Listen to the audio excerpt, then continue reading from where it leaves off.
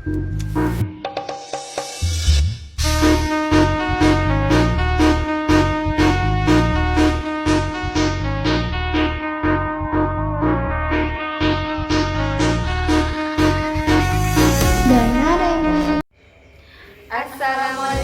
warahmatullahi wabarakatuh. Perkenalkan, kami dari kelompok 8 Program Studi Akuntansi Syariah Fakultas Ekonomi dan Bisnis Islam Institut Agama Islam Negeri Bone. Perkenalkan, nama saya Sukmawati. Nama saya Fajri Aulia Salsabila. Nama saya Nur Fadila Salju. Di sini kami akan menampilkan tutorial statistik yaitu uji Mann-Whitney. Tonton video berikut ini ya.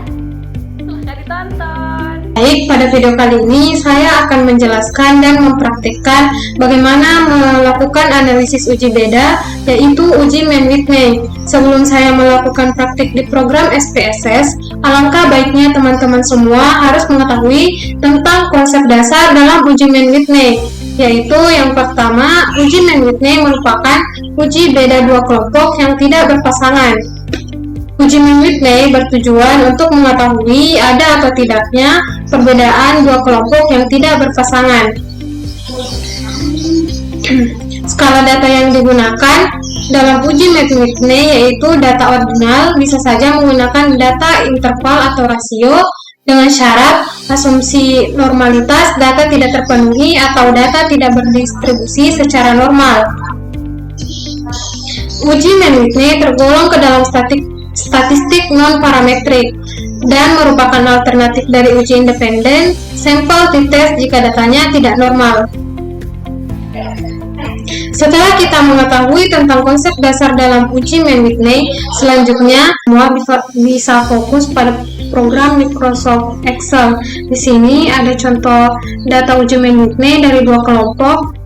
Untuk input data dari program SPSS, saya harapkan semua teman-teman bisa melakukan kategorisasi data seperti ini. Kategorisasi pertama untuk kelompok pertama, lalu untuk kategorisasi kedua untuk kelompok 2. Setelah bisa melakukan kategorisasi data, selanjutnya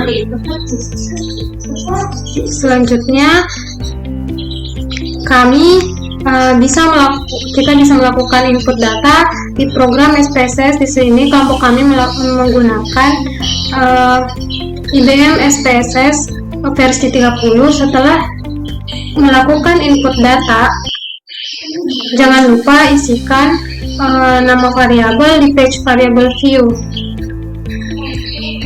Pada variabel pertama kita isikan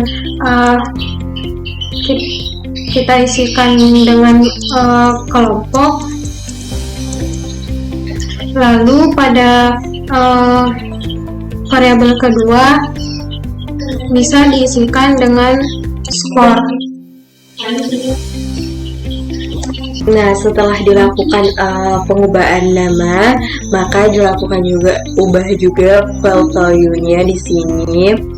Tekan file value, tekan tambah, lalu tulis di sini 1 dan label kelompok 1. Nah, tekan OK, lalu tambah lagi value 2 untuk kelompok 2. Nah, setelah file value-nya dikasih masuk, maka kita lakukan uji normalitas untuk mengetahui apakah data yang digunakan berdistribusi secara normal atau tidak. Jika datanya normal, maka untuk analisis selanjutnya bisa menggunakan uji independen sampel. Tapi jika datanya tidak normal, maka untuk analisis selanjutnya bisa dilakukan menggunakan uji Mann-Whitney sendiri. Nah, selanjutnya klik analis. Nah, setelah klik analis, kita ke deskripsi statistik. Nah, setelah masuk di deskripsi statistik, kita pilih explore ini. Explore. Setelah masuk, kita setelah masukkan variabel kelompok ke dalam faktor, di sini variabel kelompok ini dimasukkan ke dalam faktor di sini. Nah, untuk skor sendiri di sini kita masukkan. Untuk skor sendiri di sini kita masukkan ke dependent list, lalu klik close di sini. Nah, setelah klik close, kita klik normality close with close. Nah, lalu klik setelah klik normality close, lalu please continue. Setelah itu oke. Nah, setelah di sini sudah muncullah uji normalitas. Sebelum kita melakukan interpretasi pada output uji normalitas, alangkah baiknya kita mengetahui dulu apa sih itu kriteria dari uji normalitas itu sendiri.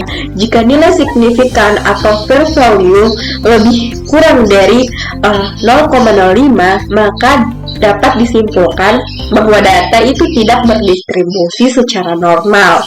Namun, jika nilai signifikan atau fair value itu sendiri lebih besar dari 0,5, maka disimpulkan data distribusi tersebut itu sudah normal. Nah, maka dengan kata lain, asumsi normalitas data itu terpenuhi. Nah, bisa dilihat di sini signifikan dari kelompok pertama itu sebesar 0,49. Nilai tersebut kurang dari 0,05, maka bisa ditarik kesimpulan bahwa data skor kelompok pertama tidak normal. Lalu bisa dilihat dari skor data kedua di sini, yaitu sebesar 0,001. Nah, data tersebut juga kurang dari 0,05, maka bisa ditarik kesimpulan bahwa data skor kelompok 2 juga tidak normal. Nah, dari dua kelompok ini dapat dianalisis memiliki signifikan kurang dari 0,05.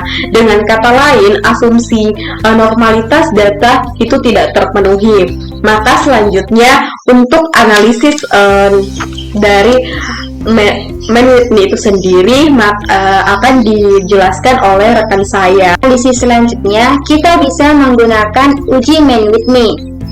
Kita bisa pilih menu analis. Selanjutnya ke non-pragmatic test. Lalu pilih legacy dialog. Selanjutnya two independent samples.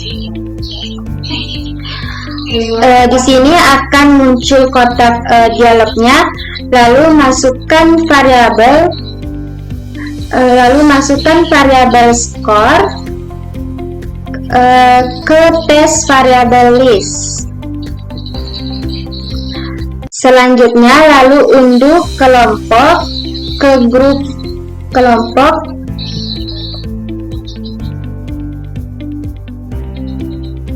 ke grouping variabel. Lalu pilih define groups.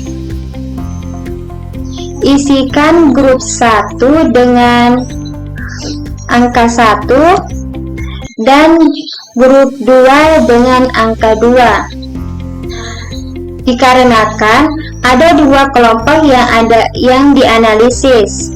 Lalu pilih continue dan oke. Nah, di sini akan muncul output uji Mann-Whitney. Sebelum kita melakukan interpretasi pada output uji Mann-Whitney, alangkah baiknya kita mengetahui kriteria pengujian pada uji Mann-Whitney. Nah, di sini ada kriteria pengujian uji Mann-Whitney, Yang pertama ada analisis assessment sign-to-tail jika lebih kecil dari 0,05 maka dapat disimpulkan ada perbedaan secara signifikan. Yang kedua, ada nilai asumsi signifikan to tail jika lebih besar dari 0,05 maka disimpulkan tidak ada perbedaan secara signifikan. Nah, bisa dilihat di asumsi tail di sini. Di asumsi sig to tail di sini sebesar 0,83, nilai tersebut kurang dari 0,5, maka bisa ditarik kesimpulan bahwa ada perbedaan secara signifikan antara dua kelompok yang dianalisis. Nah, itulah tadi video analisis statistik pada uji Mann-Whitney. Semoga video ini dapat bermanfaat. Sekian dari kami. Wassalamualaikum warahmatullahi wabarakatuh.